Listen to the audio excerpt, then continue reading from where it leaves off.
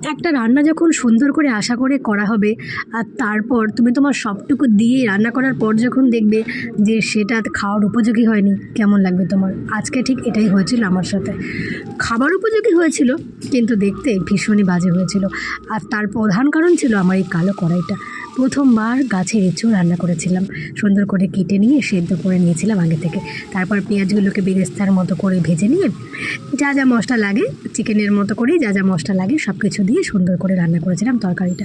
কিন্তু এই যে লোহার কড়াইটা থেকে ইদানিং না প্রচুর পরিমাণে আয়রন উঠতে শুরু করেছে, যার জন্য কালো হয়ে গেছিলো আমার তরকারিটা। খেতে কিন্তু খুব সুন্দর হয়েছিল, কিন্তু কথায় আছে প্রথমে দেখনদারি তারপর গুণ বিচারি। দেখার ক্ষেত্রে আমি 100-র মধ্যে 0 পাবো। তরকারিটার লুকটা দেখে তোমরাই বলবে যে দিদি দেখেই খেতে ইচ্ছা করছে না, তবে খেতে কিন্তু ভীষণই অপূর্ব হয়েছিল। আমার হাজব্যান্ডও বলেছিল, মা বাবাও বলেছে খেতে ভালো হয়েছে, কিন্তু দেখো কালার দেখে কিন্তু একদম খেতে